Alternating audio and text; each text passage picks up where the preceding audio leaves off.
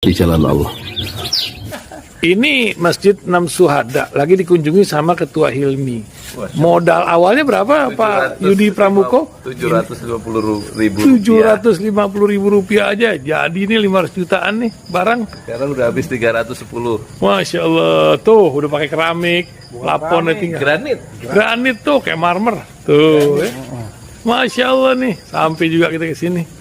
Masjid Enam Syuhada, ngapa namanya Masjid Enam Syuhada, Ya, Pak Yudi? kita mau mendokumentasikan perjuangan dakwah nama anak muda pengawal Habib Rizik Syihab itu. Masya Allah. Yang dibunuh sama orang jahat di kilometer 50. Kilometer 50 ya. Itu kan simbol memperjuangkan dakwah itu kita harus memberikan segalanya untuk Islam kan ya. Untuk Masya dakwah Islam. Allah. Dan nama anak muda itulah yang sudah memberikan segalanya untuk Islam. Masya Allah. Apa nanti nama pemuda itu ada juga di sini mungkin diterapkan? Mungkin namanya 6 syuhada. 6 syuhada ya. itu, 6 syuhada dipasang di sini, 6 syuhada.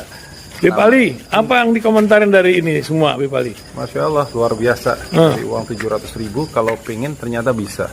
Bisa. Allah kirim. Tuh, bisa. Ya, dengan Masya. masuk satu gang kecil, tapi Bapak ini luar biasa. Kecil tuh. Oh, Masya Allah ya. Satu call aja. Masya Allah. Perjuangan Pak Yudi Pramuko, YouTuber sejagat paling tua. Tertua di semesta. Tertua di semesta. Masya Allah. Tukang donat. Tukang donat. Tukang donat dari Paru. Ini saya laporkan dari lapangan ini, langsung dari Masjid Enam Syuhada. Masya Allah. Dan ini dia. Dalam lihat ah. Tuh lihat tuh masjidnya. Tuh imamnya di situ tuh. Malam-malam lagi kita. Masya Allah. Masih kurang nih. Atapnya katanya transfer aja. Assalamualaikum warahmatullahi wabarakatuh. Kayaknya persidangan MK ini penting ya. Ini kayaknya saya belum lihat Anies Baswedan mau ngomong nih. Ntar saya cukur dulu kumis ya. Kumis saya kok putih. Ya. Supaya kelihatan ganteng di kamera. Coba ngomong apa sih? Bismillahirrahmanirrahim.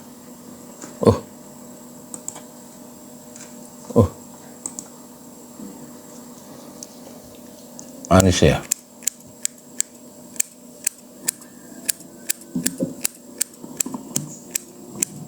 Assalamualaikum warahmatullahi wabarakatuh. Yang mulia Hakim Mahkamah Konstitusi. Nggak pakai peci dia. Hari ini adalah sebuah momen yang sangat penting dalam sejarah kita.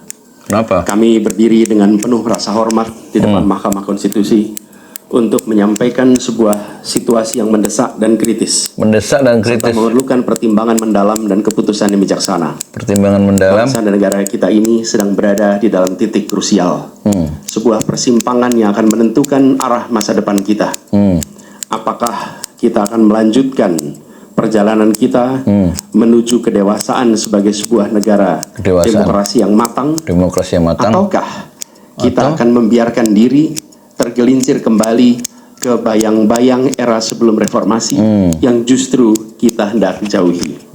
Pra-reformasi. Kita dihadapkan pada pertanyaan-pertanyaan fundamental yang menentukan apakah Republik Indonesia yang kita cintai ini akan menjadi negara yang menghargai dan memperjuangkan konstitusi sebagai pilar tertinggi demokrasi kita atau rule of law. Apakah kita akan mereduksi konstitusi menjadi sekedar alat untuk pelanggengan kekuasaan Serius dia? Apakah kita akan menjadikan konstitusi untuk berbangsa sebagai panduan, atau konstitusi dijadikan direduksi menjadi alat untuk apa? Pelanggengan kekuasaan, untuk memanjakan kekuasaan ya, untuk mengawetkan kekuasaan dengan memperalat konstitusi. Ini pertanyaan fundamental ya. tanpa pengawasan, Tanpa rule by law. Kita harus memutuskan apakah kita akan menjadi negara yang mengakui dan menghormati hak setiap individu untuk menentukan pikiran dan menyuarakan pilihannya secara bebas dan independen yang merupakan esensi dari demokrasi, atau kita justru berpaling dari prinsip tersebut dan memilih di mana suara oligarki diberi prevalensi, mengesampingkan kesejahteraan umum dan mengabaikan kepentingan nasional yang lebih luas. Suara oligarki diberikan apa, semacam privilege ya, dan mengabaikan suara kepentingan orang banyak. Ini tesis Anies selalu begitu, dia memihak pada kepentingan orang banyak ya. Ini adalah saat di mana kita harus menentukan komitmen kita terhadap nilai-nilai demokrasi, kedaulatan hukum, hak asasi manusia. Dia ngajak ya, sedang menyentuh hati Soeharto, hakim Mahkamah Konstitusi. Diberikan satu pilihan. Saatnya sekarang kita berada at the crossroad ya, simpang jalan.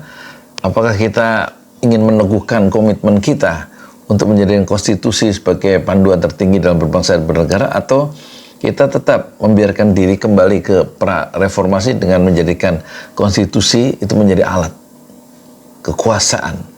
Dan saatnya sekarang Mahkamah Konstitusi mengambil keputusan yang bijaksana. Ini saat yang krusial tadi disebutnya, titik yang krusial.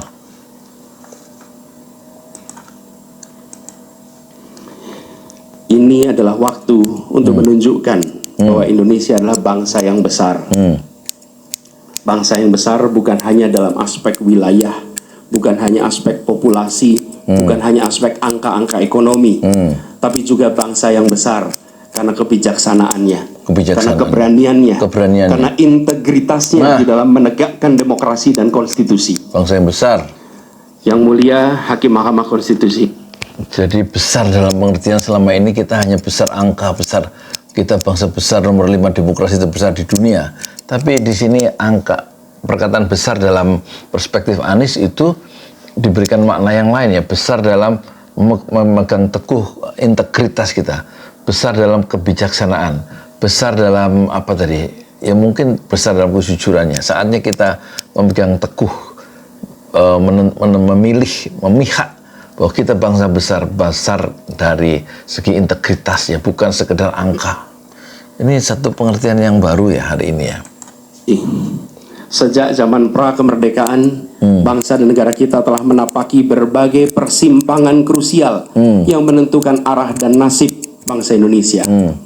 Tidak semua keputusan-keputusan yang dibuat adalah keputusan yang tepat. Sebagian adalah keputusan yang tidak tepat. Dan itu dicatat di dalam sejarah kita.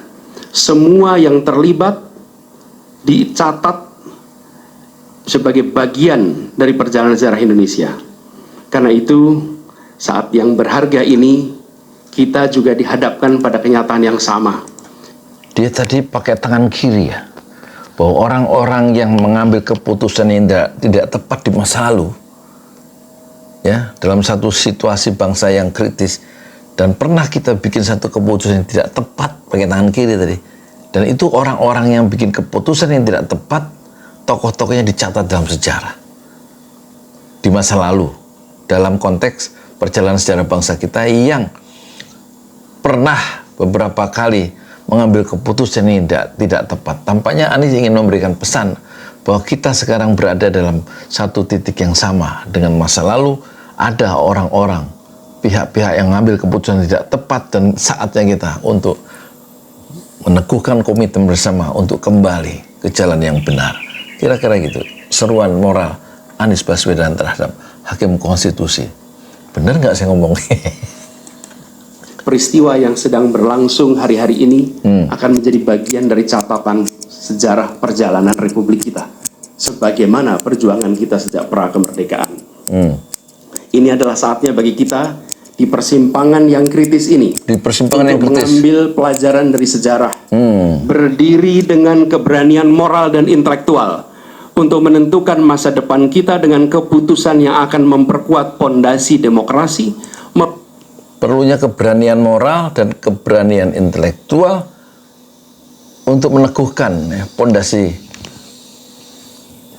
apa? Demokrasi kita ke depan ya. Perlunya keberanian moral dan intelektual. Harus diambil sekarang di saat ada titik persimpangan yang kritis ya. Belajar dari sejarah ya.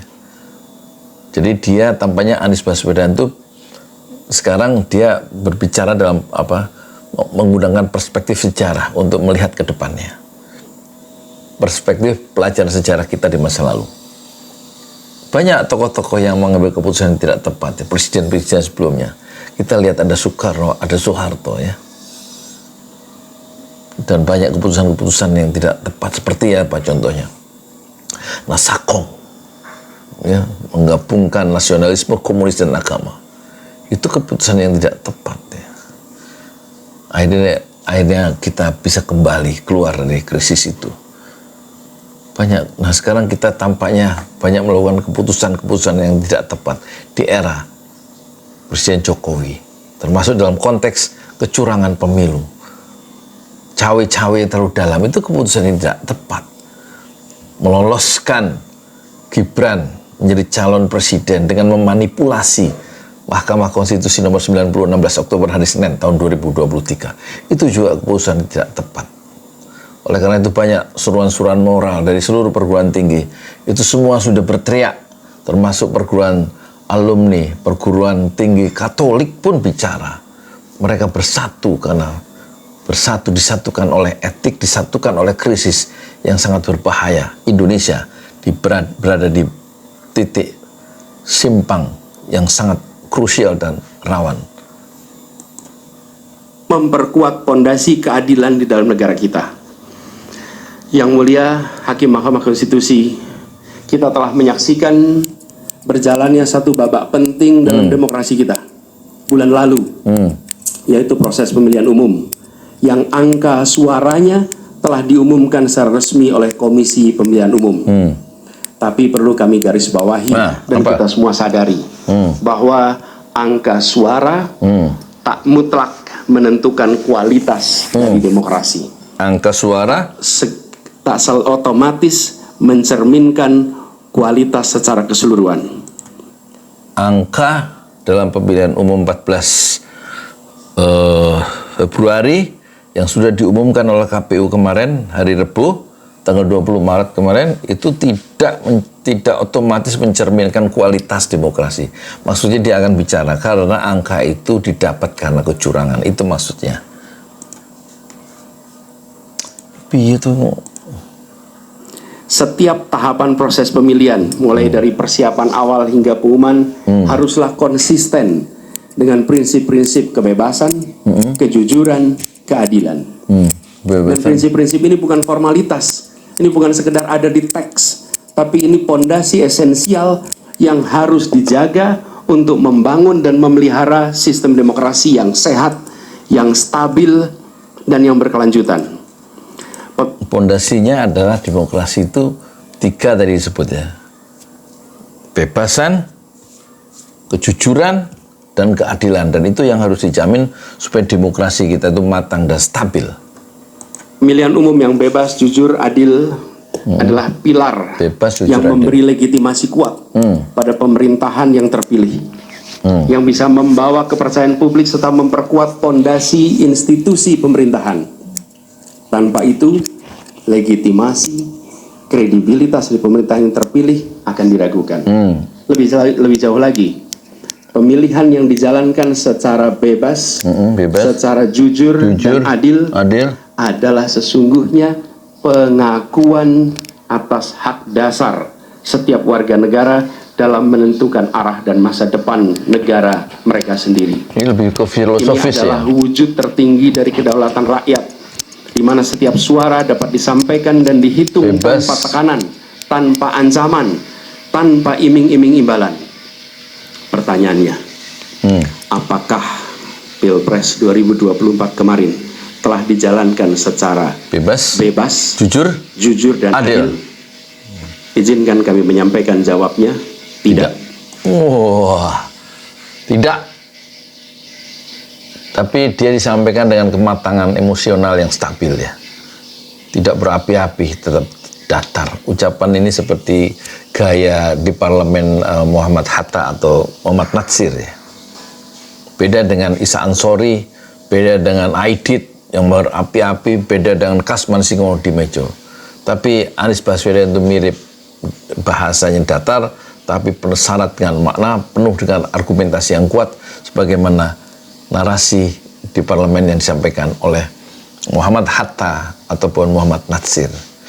Muhammad Natsir adalah ketua Masyumi, fraksi partai politik Islam terbesar di era kemerdekaan itu, Masyumi, Majelis Syuro Indonesia, dan Natsir kemudian menjadi Perdana Menteri NKRI yang pertama pada bulan April 1950 saat dia berusia 42 tahun. Gaya Anies Baswedan mengingatkan, setidak-tidaknya mengingatkan saya terhadap Muhammad Hatta dan Muhammad Natsir.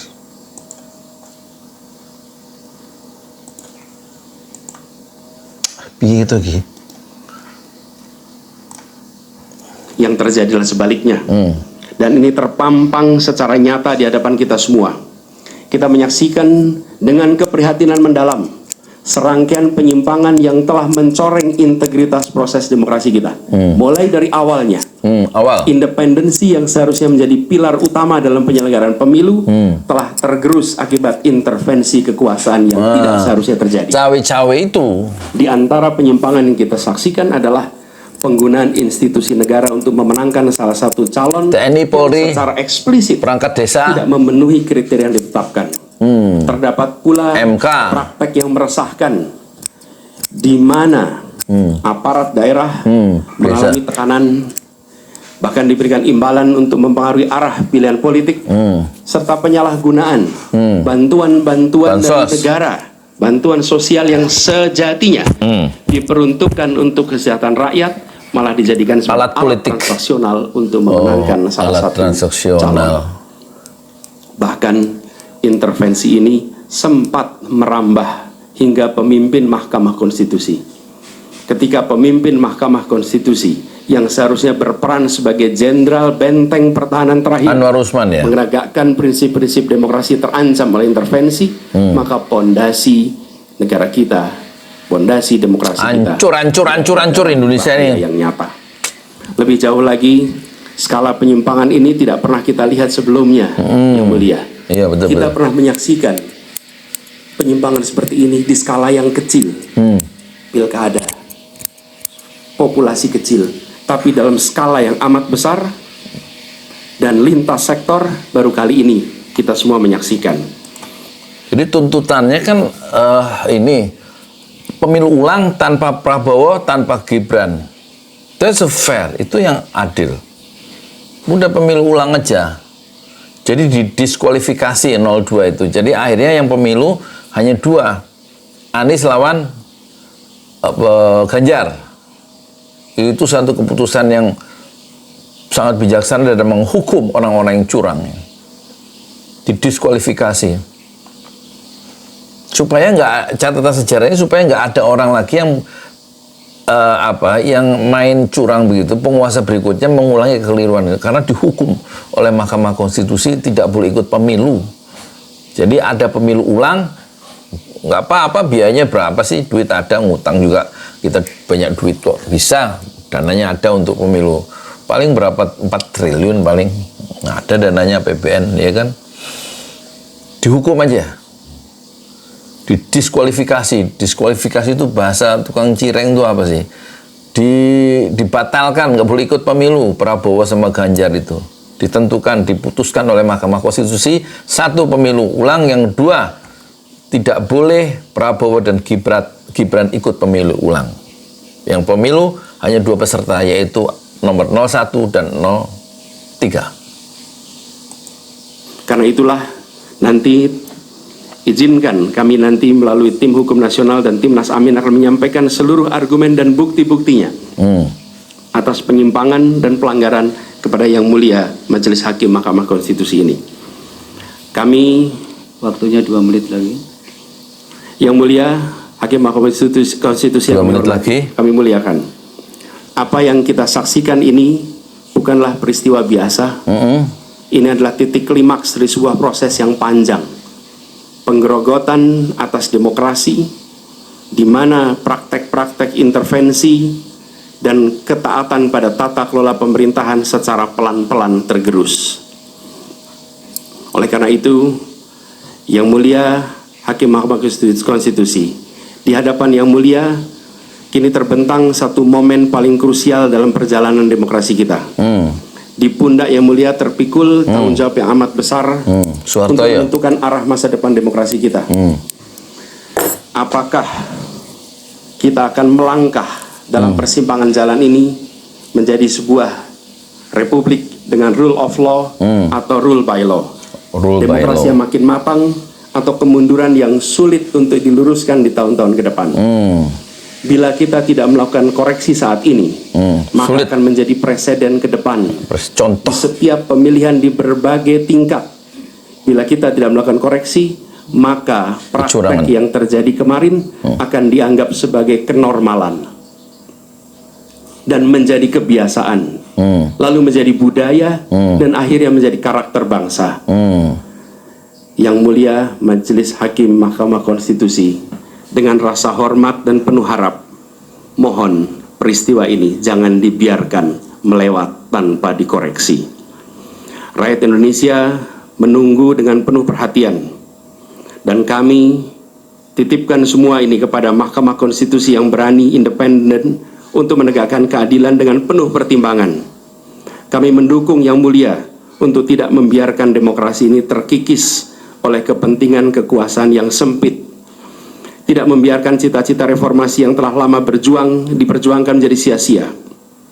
Tindakan dan keputusan Mahkamah Konstitusi terkait dengan jadwal pemilihan kepala daerah serentak serta keputusan penghapusan pasal pencemaran nama baik telah memberikan kepada kami harapan bahwa independensi, keberanian, ketegasan dalam menegakkan keadilan hadir kembali di Mahkamah Konstitusi ini.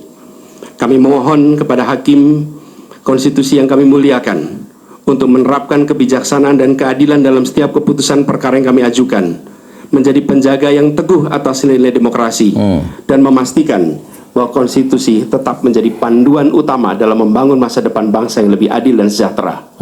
Semoga sejarah mencatat dan menjadi saksi atas dedikasi dan komitmen yang mulia untuk mempertahankan integritas dan martabat demokrasi dan konstitusi kita.